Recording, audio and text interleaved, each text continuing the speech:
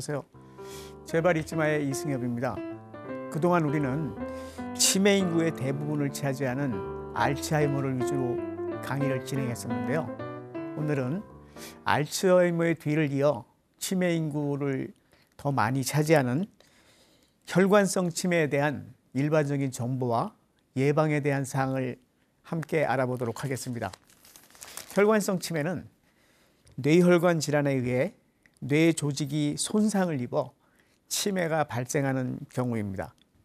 1672년 토마스 윌리스에 의해 뇌졸중 후 치매 증례가 처음 발생한 이후에 17세기 말경부터 혈관성 치매 용어가 사용되기 시작했습니다. 1970년에서 80년경에는 반복적인 뇌경색에 의해 발생하는 다발성 경색 치매라는 용어가 혈관성 치매와 동일하게 사용되었다고 합니다. 그러나 신경영상기법의 발전 및 관련 연구의 확대로 다발성 뇌경색뿐만 아니라 전략적 뇌 부위의 단일 뇌경색, 다발성 열공 같은 뇌 부위의 아주 작은 뇌경색, 피지라 소혈관 질환 또는 여러 형태의 뇌출혈 등도 혈관성 치매를 초래할 수 있다는 사실을 알게 됐습니다. 현재는 다양한 뇌혈관 질환에 의해 초래되는 치매를 모두 포함한 그전보다 훨씬 확장된 개념으로의 혈관성 치매라는 용어가 사용되고 있습니다. 최근에는 치매뿐만 아니라 치매보다 경미한 인지기능 장애까지 포함하는 개념으로 혈관성 인지장애라는 용어가 사용되기도 합니다. 그렇다면 이런 혈관성 치매는 전체 치매 환자 중 얼마나 차지할까요? 전체 치매 환자 중 5명 중 1명, 즉 약 20% 정도를 차지하는 것으로 조사되고 있습니다. 특히 우리나라와 같은 동양인들이 서양인들에 비해 혈관성 치매가 더 많은 것으로 알려져 있습니다. 그렇다면 혈관성 치매 원인 질병에는 어떤 것들이 있는지 한번 알아볼까요? 혈관성 치매는 뇌혈관 질환으로 인해 뇌조직의 손상이 초래되어 나타나는 치매를 가리키는데요. 뇌혈관 질환은 발생 기전에 따라서 뇌혈관이 막혀서 발생하는 허혈성 뇌혈관과 뇌혈관이 터져서 생기는 출혈성 뇌혈관 질환으로 나눌 수 있습니다. 대개의 경우는 뇌혈관 질환이 반복해서 발생함으로써 혈관성 치매가 생기는 경우가 많지만 때로는 뇌혈관 질환이 주요 뇌 부위에 단 한 차례 발생함으로써 치매 증상이 생길 수도 있습니다. 혈관성 치매에서 중요한 사실은 알츠하이머병보다 예방 가능성이 훨씬 더 높다는 점입니다. 즉 뇌혈관 질환의 그 위험인자가 비교적 잘 알려져 있으며 이들 위험인자를 교정하거나 조절함으로써 1차적으로 뇌혈관 질환을 예방하고 결과적으로는 혈관성 치매 발생을 예방할 수 있다는 겁니다. 뇌혈관 질환 및 혈관성 치매의 대표적인 위험 요인들로는 다발성 뇌경색 또는 고혈압, 흡연, 심근경색, 심방세동, 당뇨병, 고콜레스테롤 혈증 등 이런 위험 인자가 있는데요. 그 밖에도 혈액중 적혈구 용적의 상승, 지혈 이상, 말초혈관 질환, 과도한 알코올 섭취 등의 관련성도 시사되고 있습니다. 이러한 위험 요인들 외에 인구학적 요인 중 고령자, 남성, 비백인, 저학력 등도 혈관성 치매 발병 증가와 관련되는 것으로 알려져 있습니다. 명확하게 상염색체 우성의 유전 양식을 보이는 몇 가지 종류의 유전성 혈관성 치매가 있기는 하지만 이들은 전체 혈관성 치매 중 극히 일부에 불과하고요. 대부분의 혈관성 치매에 대한 유전적 요인의 기회에 대해서는 명확히 밝혀진 것이 없다고 합니다. 다만 혈관성 위험의 요인으로 잘 알려져 있는 당뇨병, 고콜레스테롤 혈증 등 개별 요인의 유전성으로 인해 유전적 영향이 발견되는 것으로 추정되고 있습니다.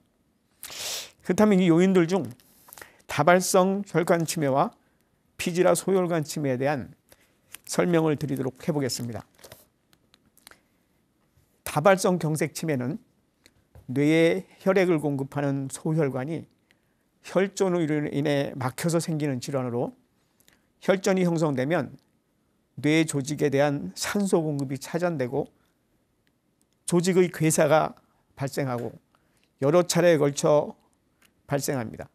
생명을 위협할 정도로 큰 뇌경색으로 발전된 가능성도 있습니다. 이 침해는 혈관벽에 단백질이 침착되어서 혈관이 좁아지고 혈전이 형성될 가능성이 큰 동맥경화증이 있을 경우 발병할 가능성이 더욱 커진다고 합니다.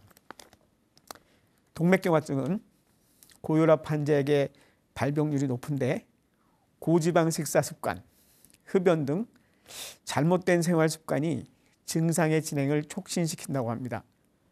다발성 경색성 치매는 남성에게서 더 흔하고 60세 이후 발병률이 높아집니다. 60세 이전에 발생하는 데는 유전적 요인도 생각을 해야 한다고 합니다. 증상이 일시적으로 호전되기도 하지만 향후 다시 악화된다고 합니다. 이 질환은 초기에 발견해서 고혈압 같은 위험 요인을 치료하면 나중에 발생하는 장애나 치매를 예방하기도 좋다고 합니다. 이번에는 피지라 소혈관에 의한 치매에 대한 설명입니다. 뇌혈관에 문제가 생기면 그 혈관을 통해 혈액을 공급받던 뇌세포 역시 타격을 입습니다. 이것은 결국 혈관성 치매로 이어지는 거죠. 이때 큰 동맥이 병드는 경우가 있고 작은 동맥이 병드는 경우가 있는데 큰 동맥이 병드는 것이 다발성 뇌경색 치매고 작은 동맥이 병든 것을 피지라 소혈관 치매라고 합니다. 높은 콜레스테롤 수치는 동맥 아래층에 죽종을 형성하게 하고 혈관 내부를 좁아지게 합니다. 이렇게 좁아진 내부는 혈액의 와류를 발생시키는데요. 이 와류는 혈관 내피벽에 상처를 입히면서 상처 입어 터진 내피를 통해서 죽종 속 콜레스테롤이 혈관 속으로 들어와서 혈관을 막고 작은 동맥 역시 막히게 됩니다. 이것이 반복적으로 일어나면 피지라 혈관 치매가 됩니다. 초기에는 별 증상이 없는 편이지만 신경섬유가 손상되면 둔하고 우울한 모습을 보이고 음식을 잘 삼키지 못하거나 걷기가 불편해집니다. 자세가 불안정하며 자꾸만 넘어지고 얼굴 근육이 마비되고 소변을 실수로 보는 등의 모습을 보이기도 합니다. 이번에는 우리가 생활하면서 가장 흔하게 듣고 체험을 많이 하는 대표적 혈관 질환은 뇌졸중을 알아보도록 하겠습니다. 뇌졸중은 뭘까요? 여러분, 뇌졸중은 많이 들어보셨죠? 네. 이 뇌졸중은 크게 두 가지로 나눌 수 있는데 뇌경색과 뇌출혈로 나눌 수 있습니다. 이 두 가지는 다 뇌에 혈액을 공급하는 혈관이 막히거나 터져서 발생하는 상태를 말하는데요. 예전에는 중풍이라고 말했던 것이 이 뇌졸중이라고 생각하면 되겠습니다. 이 위에서 말씀드린 것처럼 혈관이 막혀서 생기는 것이 뇌경색이고 향후 혈관이 터져서 발생하는 것이 뇌출혈이라고 생각하시면 됩니다. 그리고 뇌경색은 크게 두 가지 형태로 발생하게 됩니다. 화면에서 보시는 것처럼 하나는 혈전성, 하나는 색전성이라고 하는데요. 혈전성은 마치 수도관이 녹이 슬듯이 동맥경화가 서서히 진행돼서 혈전에 의해 혈관이 완전히 막혀서 혈액이 공급되지 않아 혈관 내 조직이 손상되는 상태를 말합니다. 또한 색전성은 뇌혈관 자체는 괜찮은데 심장에 들어온 혈전이나 아래에 있는 혈관에서 피딱증 같은 것이 들어오고 혈관이 막혀 그로 인해 뇌세포가 죽게 되는 것이 색전성 뇌경색입니다. 이 두 가지는 같은 진단일지라도 치료 방법이 다르기 때문에 두 가지를 구분하는 것이 중요하다고 합니다. 그렇다면 이 뇌졸중의 증상에는 어떤 것이 있는지 한번 볼까요? 첫 번째는 반신마비입니다. 팔, 다리를 움직이게 하는 운동신경은 대뇌에서 내려오다가 뇌간의 아랫부분에서 교차돼서 한쪽 뇌 이상이 생기면 대개는 그 반대쪽에 마비가 오게 됩니다. 뇌간 뇌졸중의 경우 사지가 모두 마비되기도 합니다. 다음은 반신 감각장애입니다. 운동신경과 마찬가지로 감각신경도 교차해서 올라가게 되는데 손상된 뇌의 반대축의 얼굴, 팔, 다리에 감각장애가 오고요. 이는 대개 반신마비와 같이 불쾌하게 아프거나 저릴 수도 있습니다. 다음은 언어장애입니다. 정신이 명료한데도 갑자기 말을 잘 못하거나 남의 말을 이해하지 못하는 등의 증상을 말하는데요. 90% 이상의 사람들에게서 언어 중추는 좌측 대뇌에 있으므로 좌측 대뇌가 뇌졸중일 때 우측 반신마비와 함께 실어증이 나타날 수 있습니다. 병변의 위치에 따라서 글을 못 읽거나 쓰지 못하는 경우도 생깁니다. 다음은 발음장애입니다. 말을 하거나 들을 수는 있는데 혀, 목구멍, 입술 등의 근육이 마비돼서 정확한 발음을 할 수 없는 경우를 말합니다. 삼키는 데 장애가 돼서 같이 동반되기도 합니다. 다음은 운동실조입니다. 마비는 있는데도 이렇게 할 수도 없지만 마비가 혹시 없어도 손, 발이 마음대로 조절되지 않으며 걸을 때 자꾸 한쪽으로 쏠려서 넘어지기도 합니다. 다음은 시력장애입니다. 갑자기 한쪽 눈이 안 보이거나 시야의 한 구덩이에 어둡게 보이게 되는 일을 말합니다. 이는 후두엽에 뇌졸중이 생겼을 때 반대쪽 시야의 증상이 나타나는 것을 말합니다. 다음은 복시입니다. 한 물체가 똑똑히 보이지 않고 두 개로 겹쳐 보일 때가 있는데 이러한 복시 현상은 뇌간 뇌졸중의 경우에 나타날 수 있습니다. 다음은 연하장애입니다. 연하장애는 음식물을 잘 삼키지 못하고 사례가 잘 걸리며 때로는 침을 삼키지 못해서 침을 흘리는 상태도 오기도 합니다. 다음은 치매입니다. 대개 2번 이상의 반복적인 뇌졸중이 생기면 기억력, 판단력 등 지적 능력이 떨어지고 동작이 서툴러지고 대소변도 잘 못 가리게 됩니다. 또한 감정 조절이 안 돼서 괜히 울거나 쓸데없는 웃음을 흘리기도 합니다. 다음은 어지럼증입니다. 특히 뇌간 뇌졸중에서 잘 나타나며 흔히 다른 신경학적 증세를 동반하게 됩니다. 다른 신경학적 징후 없이 세상이 빙빙 돌거나 메스붙고 토하는 증상이 있다가 곧 좋아지는 증상은 뇌졸중보다는 뇌의 경한 질환일 가능성이 높다고 합니다. 그러나 일반인들이 구분하기는 너무 어렵기 때문에 전문의의 관찰이 필요하죠. 다음은 의식장애입니다. 뇌졸중의 정도가 심한 경우에는 뇌간 뇌졸중의 경우 의식장애가 나타나는데요. 가장 심각한 의식장애의 상태는 혼수 상태입니다. 이런 때에는 아무리 자극을 줘도 환자가 깨어나질 못합니다.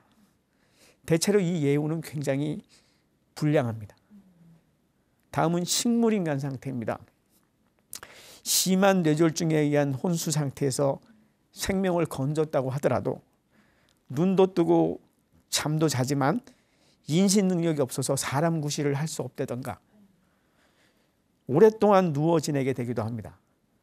혹은 의식은 깨어나서 인식은 할 수 있지만 심한 언어장애나 완전 사지마비로 꼼짝없이 누워 지내야 되는 경우도 있습니다. 다음은 두통입니다. 두통은 뇌경색보다는 뇌출혈 때 더 많이 나타납니다. 특히 뇌동맥류 파열에 의한 지주막하 출혈의 경우 난생 처음 경험하는 심각한 두통이 갑자기 발생하고 의식을 잃기도 합니다. 일반적으로 수년 이상 지속된 만성적인 혹은 간헐적인 두통은 뇌졸중의 증상이 아닙니다. 그러나 평소의 두통과 그 강도와 양상이 달라졌을 때는 세심한 관찰이 필요합니다. 마지막으로 중요한 것은 이러한 증상들이 갑자기 나타나는 것입니다.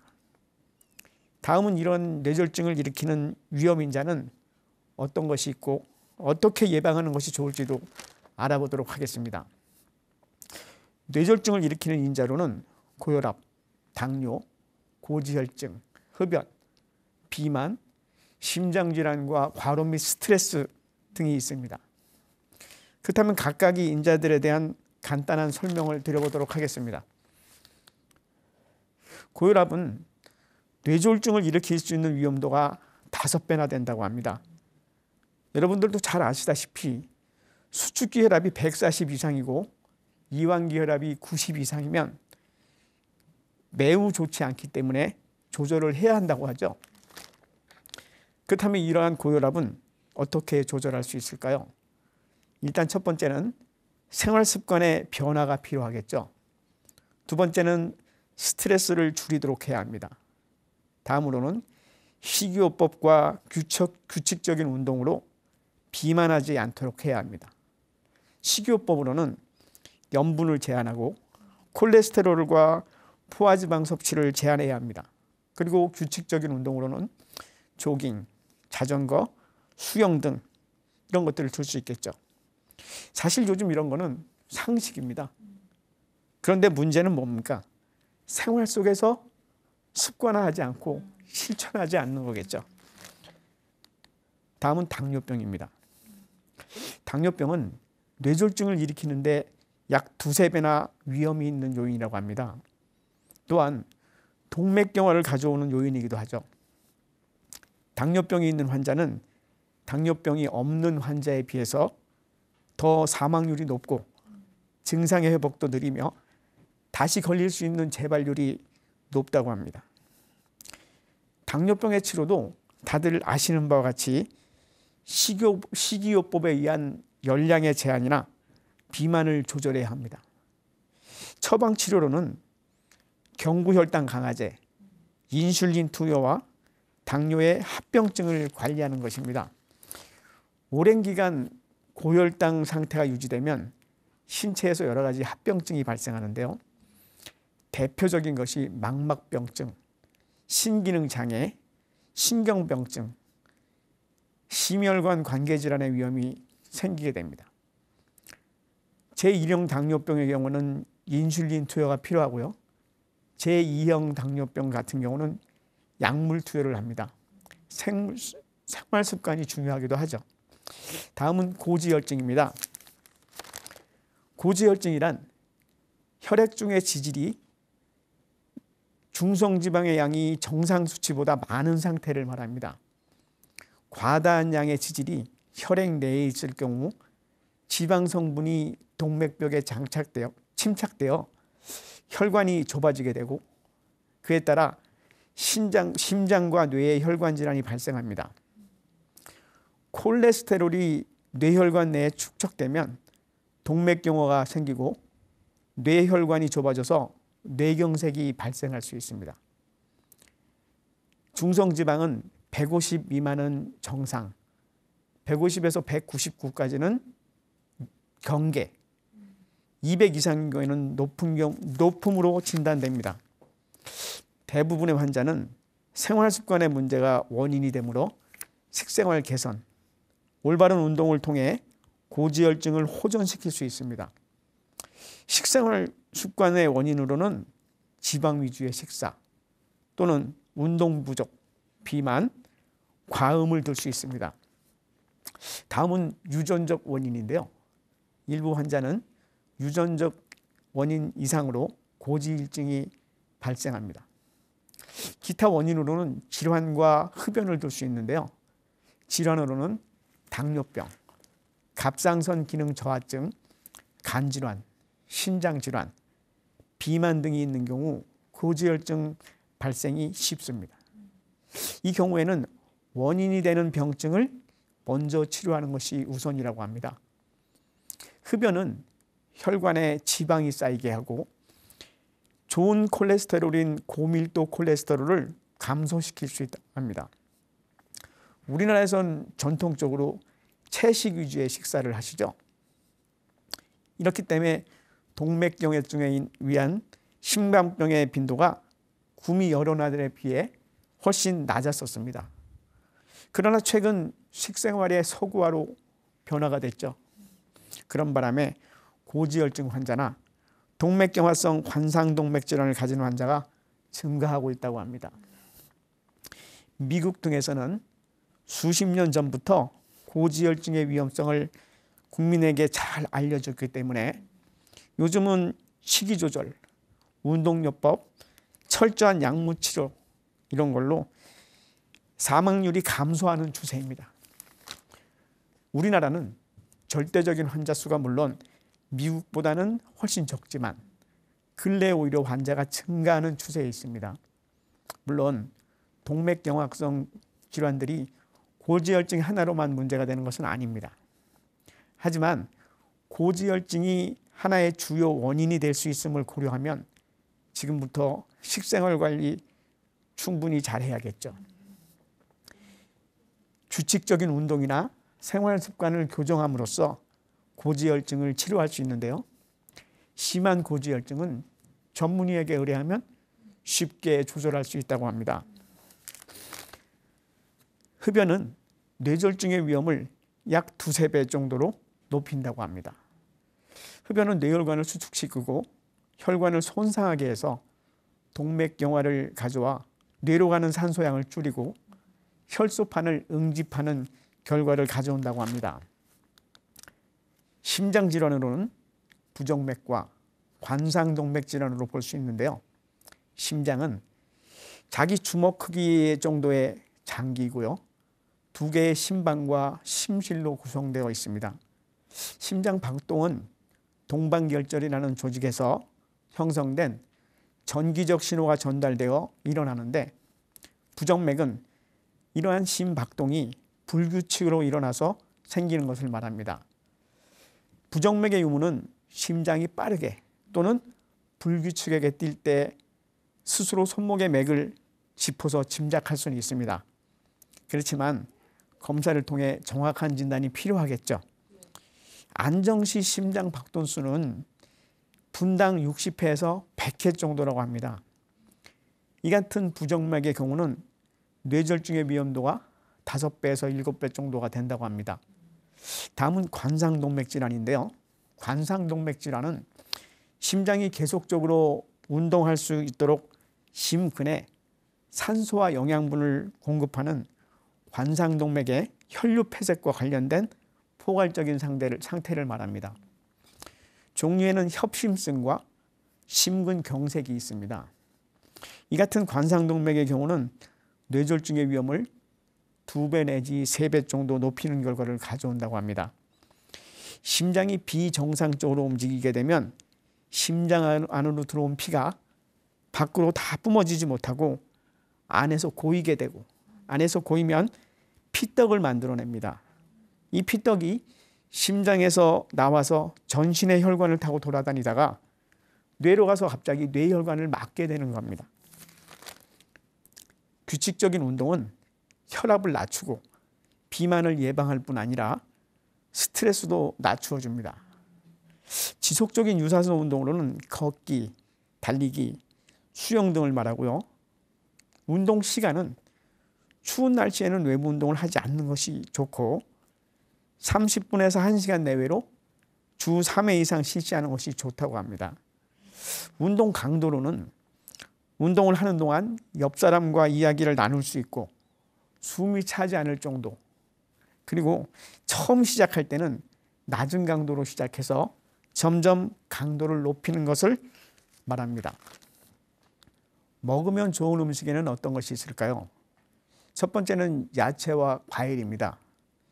야채와 과일에는 뇌졸중을 예방할 수 있는 영양소인 섬유소, 무기질, 비타민 등이 함유되어 있습니다.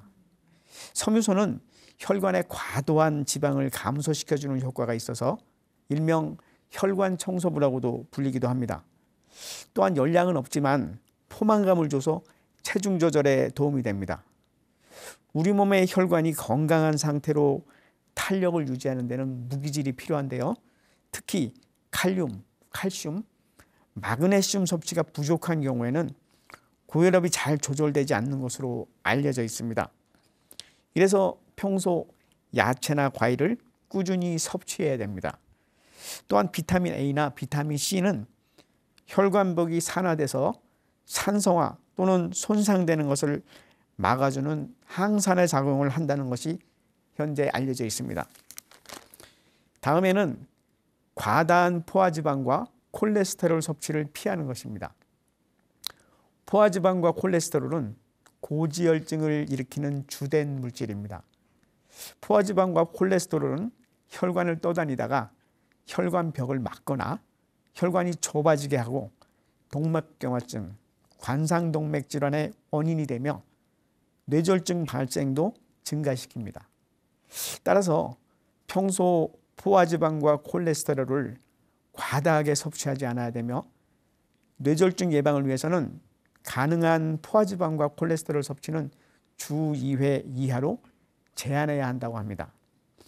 세 번째는 염분 섭취 제한입니다. 우리 몸에서 필요로 하는 염분은 아주 소량입니다. 그러나 우리나라 사람들은 하루 염분 섭취량이 15에서 20g으로 필요량에 비해서 매우 많다고 합니다. 고혈압 등 뇌졸중 위험 요인 감소를 위해서는 하루 5g 이하로 대폭 줄여야 한다고 합니다. 다음은 알코올 섭취의 제한입니다. 알코올 성분은 몸속에서 중성지방으로 전환돼서 고지혈증을 증가시키고 하루 2잔 이상의 과도한 알코올 섭취는 혈압을 증가시키는 등 혈관 질환 발생을 증가시키는 중요한 원인입니다.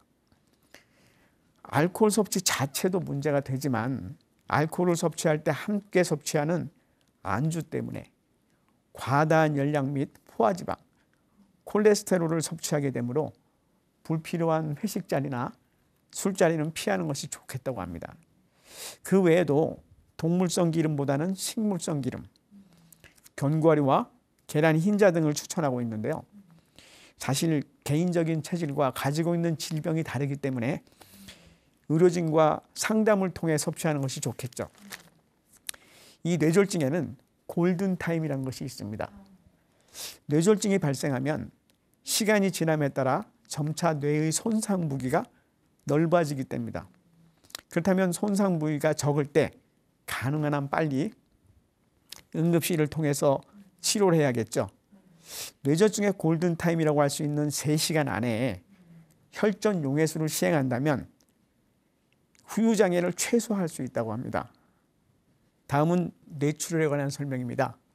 간단히 말하면 뇌의 혈관이 터져서 오는 병증으로 크게 외부로부터 외상에서 오는 뇌출혈과 저절로 발생하는 고혈압성 뇌출혈 또는 혈관 자체의 기형이나 동맥류와 같은 혈관의 꽈리 같은 것들이 혈관벽을 약하게 만들고 또 그쪽으로 혈관이 터져서 발생하는 증상이라고 할 수 있습니다. 어쨌든 이런 뇌출혈 같은 경우에도 뇌세포에 손상이 있기 때문에 이후에 인지저하 등의 장애가 발생하게 되고 그런 것들이 혈관성 치매를 발생하게 하는 것입니다. 뇌졸중으로 대표되는 뇌혈관 질환은 단일 질환으로는 국내에서 가장 많은 사망원이 되는 그런 질환입니다. 날씨가 쌀쌀해질 때 특히 갑자기 추워지거나 일교차가 심할수록 뇌졸중 발생률은 높아집니다. 뇌졸중이 우리나라에서 증가 추세인 것과는 달리 서구나 일본에서는 현저하게 감소하는 추세라고 합니다. 그 이유는 우리나라 사람들이 뇌졸중의 위험인자를 많이 보유하고 있으면서도 관리하지 않고 방치하기 때문이라고 합니다. 그렇다면 다음으로는 혈관성 치매의 증상을 알아보도록 하겠습니다. 치매라는 말 자체가 어떤 특정한 질환을 의미하기보다는 뇌의 어떤 손상으로 인해 환자의 인지가 저하되고 그로 인해 일상생활에 장애를 갖게 되는 상태를 말하기 때문에 혈관성 치매 환자도 마찬가지로 기억력이나 인지의 저하가 발생되고 그로 인해 일상생활에 장애가 생기는 것을 감당하게 됩니다. 그렇지만 좀 더 특징적인 소견들이 있다면 알츠하이머 환자들은 혈관성 치매보다 비교적 천천히 발생하고 진행하는 데 비해 혈관성 치매는 증상이 급작스럽게 시작되는 편이고 악화되는 것도 계단식으로 나빠지는 것이 그 특징이라고 할 수 있겠습니다. 또한 인지장애와 함께 신경학적인 징후를 보일 때가 있는데요. 발음이 부정확해지는 증상이나 안면마비, 편측마비, 보행장애 등입니다. 또한 뇌출혈이나 뇌경색의 손상 부위나 크기, 횟수에 따라 치매의 발생 여부나 심각도에도 영향을 미칠 수가 있다고 합니다.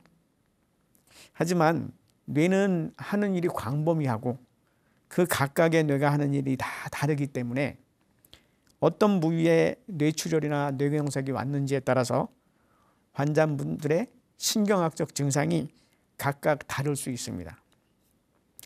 그래서 이러한 증상이 느껴진다면 우리가 알 수 없으니까 전문가를 빨리 찾아야겠죠. 그렇지만 뇌의 소혈관이 점진적으로 막히는 경우에는 알츠하이머처럼 경과도 점진적일 수 있습니다. 이러한 증상도 마찬가지로 점진적인 증상에도 전문의를 찾아야겠죠. 또한 뇌혈관 질환이 있다고 해서 반드시 혈관성 치매가 나타나는 것은 아닙니다. 뇌졸중 이후에 약 20%가 혈관성 치매가 생긴다고 하니까요. 발생의 징후나 과정을 잘 지켜봐야 되겠습니다. 이번에는 알츠하이머와 혈관성 치매를 비교해보는 시간을 가져보도록 하겠습니다. 알츠하이머와 혈관성 치매를 비교할 때 보통 알츠하이머는 천천히 진행하고 혈관성 치매는 계단식으로 악화된다고 하지만 사실 혈관성 치매는 세 가지 유행이 있습니다. 그중 뇌백질의 허혈성 손상에 의한 피지라 혈관성 치매에서는 언제 발생했는지 알 수 없게 서서히 진행하는 경우입니다. 증상만으로는 그 감별이 어렵다는 것입니다. 또한 알츠하이머와 혈관성 치매가 복합적으로 나타나는 경우도 있습니다. 그래서 어떻게 관찰을 해야 되느냐? 기억장애가 서서히 생겼는지 갑자기 발생했는지 그 여부에 대한 경과를 확인해야 된다고 합니다. 만약 전자의 경우라면 퇴행성 질환의 경우가 크고 후자라면 혈관성 치매를 고려해 봐야 된다고 합니다. 다음 위험 인자로는 고령, 남자이고 뇌졸중, 고혈압, 고지혈증, 당뇨병, 심방세동, 심부전, 관상동맥질환, 경동맥 잡음, 흡연, 과음, 비백인, 저항력, 머리를 많이 쓰지 않는 직업이나 고호모시스테인 혈증, 고피브리노겐 혈증, 기립성 저혈압 등입니다. 급성 뇌졸중 시에 경련, 폐렴, 심장 부정맥 등으로 저산소성 뇌손상이 온 경우에도 혈관 치매 위험성을 높인다고 합니다. 다음은 현재 혈관성 치매의 치료와 예방에 대해서 말씀드리도록 하겠습니다. 사실 알츠하이머병 치매와 혈관성 치매가 공존하는 경우가 많다고 말씀드렸죠. 고혈압, 당뇨, 고지혈증 같은 뇌혈관 위험인자를 발견하고 조절해서 뇌졸중이 생기는 것을 막는 것이 사실은 제일 중요합니다. 뇌졸중이나 뇌경색은 갑자기 발생하지만 사실은 수년간 서서히 뇌혈관에 문제가 생겨서 더 이상 견딜 수 없을 때 발생하게 되는 것입니다. 이게 바로 혈관 건강에 신경을 써야 되는 이유가 됩니다. 이런 이유로 혈관성 치매의 치료에 대해 서울대병원의 자료에서는요. 고혈압, 당뇨, 고지혈증, 비만, 흡연, 심장질환 등 뇌혈관 질환의 발생 또는 악화에 기여할 수 있는 혈관성 위험 요인에 대해 치료 및 관리가 매우 중요하다고 합니다. 아울러 뇌혈관 질환의 재발이나 악화를 방지하기 위해서 아스피린 등의 혈소판 응집 억제제나 와파린 등의 항응고제, 혈류순환 개선제 등을 투여한다고 합니다. 인지기능 저하 증상을 개선하기 위해서 아세틸콜린 분해 요소나 NMDA 수용체 기량제가 사용된다고 합니다. 또한 인지 기능을 개선하기 위해서 비약물 치료가 시행되기도 하는데, 손상된 인지 영역을 훈련시키거나 손상되지 않은 부분의 인지 영역을 극대화시켜서 손상된 인지 영역을 보완해주는 기억력 훈련 또는 인지 재활 치료, 현실 진압력 훈련 등을 활용한다고 합니다. 동반되는 망상, 불안, 초조, 수면장애, 공격성 등의 각종 문제행동 등 정신행동 증상에 대한 치료도 매우 중요하다고 합니다. 사실 함께 사는 보호자들이 가장 큰 고통을 받는 것은 이러한 문제행동 또는 정신행동 증상이기 때문입니다. 정신행동 증상은 많은 경우 환자의 신체적 불편이나 불안정한 주위 환경이 원인이 되기도 한다고 합니다. 따라서 통증이나 피로감, 변비, 약물 부작용, 이런 신체적인 이상을 개선해 주거나 시끄럽고 혼란스러운 물리적 환경, 부정적이고 비판적인 간병인이나 또한 환자를 둘러싼 주변 환경에서의 문제를 잘 파악하고 조절해 줌으로써 정신행동 증상이 상당히 호전될 수도 있다고 합니다. 비약물 치료로만으로 조절이 어려운 경우 약물 치료를 병행하는데, 증상에 따라서는 항정신병약, 항우울제, 항불안제, 기분조절제, 수면제 등 다양한 정신과적 약물이 사용된다고 합니다. 그렇다면 혈관 건강에 좋은 음식에는 어떤 것들이 있는지 살펴볼까요? 첫 번째는 가지, 붉은 양배추입니다. 붉은 양배추와 가지 등 보라색을 띠는 채소에는 풍부한 안토시아닌 색소가 있는데요, 뇌에 활력을 줘서 암기력과 판단력 등을 향상시키고 치매 예방에 효과적이라고 합니다. 다음은 감자입니다.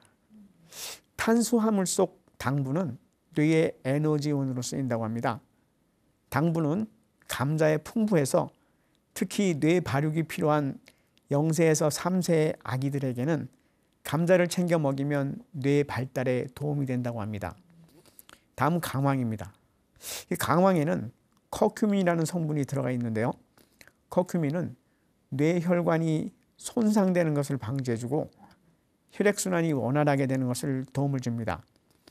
뇌출혈을 일으키기 쉬운 질환인 동맥경화를 예방하는 데도 도움이 된다고 합니다. 다음은 귀리입니다. 귀리는 루틴이라는 성분이 들어가 있는데, 루틴은 비타민C의 흡수를 도와주는 항산화 성분입니다. 또한 모세혈관의 투과성에 도움을 줘서 뇌출혈, 고혈압 예방에도 도움을 줍니다. 귀리에는 베타글루칸이라는 성분도 포함되어 있는데 혈중 콜레스테롤을 낮춰주는 역할을 합니다. 다음은 깻잎입니다. 이 깻잎은 헤모글로빈의 원료인 철분이 많아서 뇌에 신선한 산소를 공급해 준다고 합니다. 또 뇌 혈류 및 산소 공급을 촉진해서 학습 능력을 향상해주고 기억력 감퇴 예방 등의 효과가 탁월하다고 합니다. 다음은 견과류입니다. 맛이 고소한 견과류인 호두나 잣, 땅콩은 뇌혈관에 건강해지는 데 많은 도움이 되는 식품이죠. 매일 몸에서 필요한 견과류는 함유되어 있는 팔미톨레선이 몸에 흡수되면 뇌혈관 질환 증상이 개선된다고 합니다. 다음은 당근입니다. 당근에 함유된 카로티노이드는 체내 활성산소를 제거해서 뇌신경조직의 질병을 예방해주며 뇌의 피로회복에 도움을 주고 기억력과 학습 능력을 개선해 준다고 합니다. 다음은 메밀입니다. 메밀 역시 루틴이 들어가 있어서 활성산소 제거에 도움을 주고 뇌혈관의 노화를 방지하도록 도움을 주는 음식입니다. 다음은 버섯입니다. 버섯은 베타글루칸 성분이 들어있는데 체내에 불필요한 찌꺼기나 독소들, 지방이나 기름기 등을 배출해서 혈액을 맑게 하고 혈관을 탄력 있게 만들어주고 염증을 가라앉히는 데 효과적이어서 뇌혈관에 좋은 음식이라고 합니다. 다음은 브로콜리입니다. 브로콜리 속에 풍부한 셀레늄은 노화를 촉진하는 활성산소를 중화시켜서 뇌를 건강하게 만들어준다고 합니다. 다음은 시금치입니다. 시금치는 뇌의 20~30%를 구성하는 중요한 영양소인 레시틴이 풍부해서 기억력과 학습 능력을 높여준다고 합니다. 다음은 아스파라거스입니다. 아스파라거스에는 뇌세포 간의 정보 전달에 필요한 물질인 엽산 성분이 함유되어 집중력, 기억력, 학습 능력에 도움을 준다고 합니다. 다음은 오이입니다. 오이는 신진대사를 활발하게 해서 노폐물 배출과 피로 해소에 좋으며 혈액을 맑게 해서 뇌의 피로를 덜어준다고 합니다. 다음은 천마입니다. 하늘이 내려준 명약이라고 합니다. 뇌질환인 중풍, 뇌졸중, 고혈압, 두통, 불면증 등 불가사의한 효력이 있다고 하는데요. 천마 좋겠죠. 다음은 케일입니다. 케일에는 다양한 항산화 성분이 함유되어 있습니다. 그 중에서도 비타민 6, B1, B2는 두뇌 활동을 좋게 하고 뇌의 노화를 막아준다고 합니다. 다음은 토마토입니다. 토마토에는 다양한 비타민과 함께 카로틴, 리코펜이 들어있어서 항산화 작용에 뛰어나며 모세혈관이 튼튼해지는 데도 효능이 좋다고 합니다. 다음은 노란색 파프리카입니다. 파프리카는 그 색상마다 효능이 각각 다른데 그중 노란색 파프리카는 베타카로틴과 리코펜을 다량 함유하고 있습니다. 그래서 암과 뇌혈관 예방에 좋다고 합니다. 마지막으로 해산물입니다. 흔히 해산물 하면 떠오르는 오징어, 낙지, 꽃게, 새우 등은 꾸준히 섭취하면 좋다고 하는데요. 이 음식들에는 타우린이라는 성분이 들어있습니다.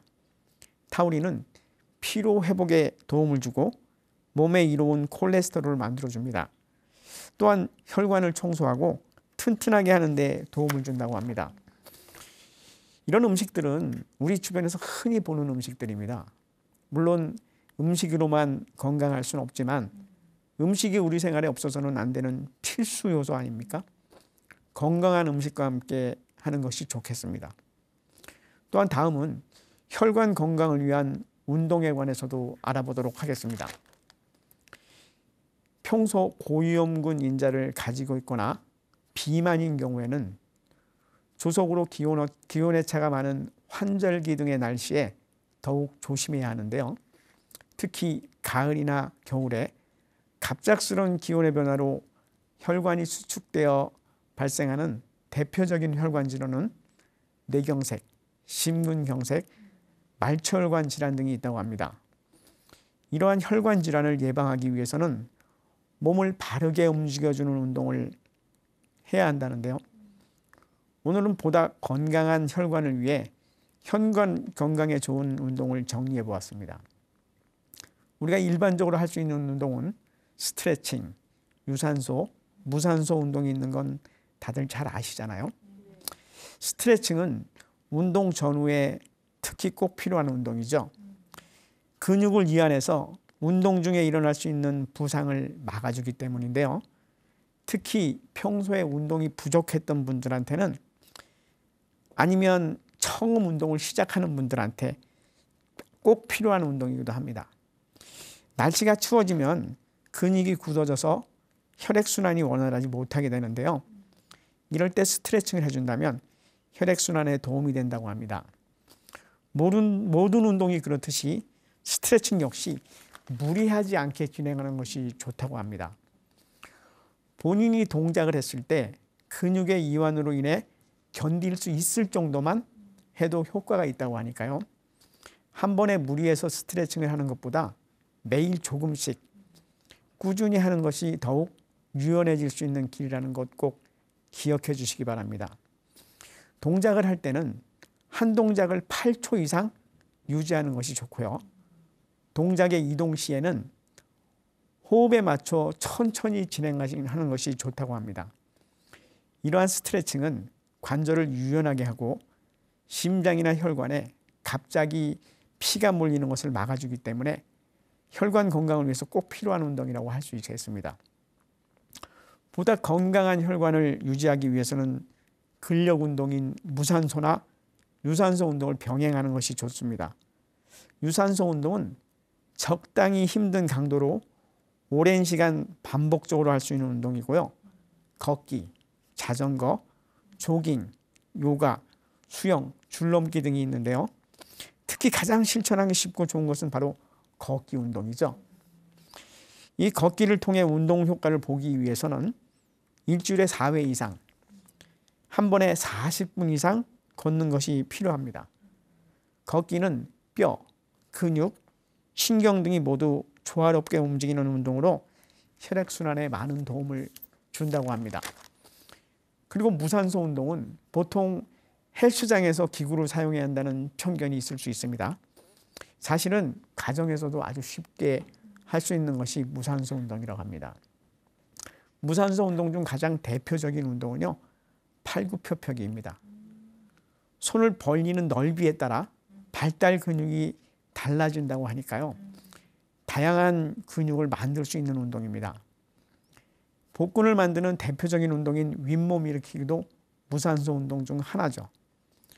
윗몸 일으키기를 할 때는 반동을 이용하기보다 배의 근육을 이용하는 것이 좋다고 합니다. 또 하나는 요즘 가장 유행하는 운동 중 하나인 스쿼트가 있습니다. 이 운동은 허벅지 라인과 허리 라인을 예쁘게 만들어주는 운동이라고 해서 요즘 연예인들도 평소에 꾸준히 한다고 밝혀진 바가 있습니다. 이렇게 무산소 운동은 혈관 건강에 좋은 운동입니다. 그렇지만 혈관 질환이 있는 분들에게 고강도의 근력 운동은 오히려 위험할 수도 있습니다. 전문의와 상의해서 운동을 진행하는 것이 좋겠죠. 자, 이렇듯 혈관성 치매는 우리 생활의 습관입니다. 이 습관과 밀접한 연관을 가지고 있기 때문에 알츠하이머에서보다 더 우리의 일생생활을 중요하게 생각해야 하는 것입니다. 건강한 생활과 건강한 혈관은 우리를 행복한 시간으로 안내해 준다고 생각합니다. 건강한 혈관으로 평생 행복한 시간이 되시길 바랍니다. 자, 오늘 강의는 여기까지 하겠습니다. 감사합니다.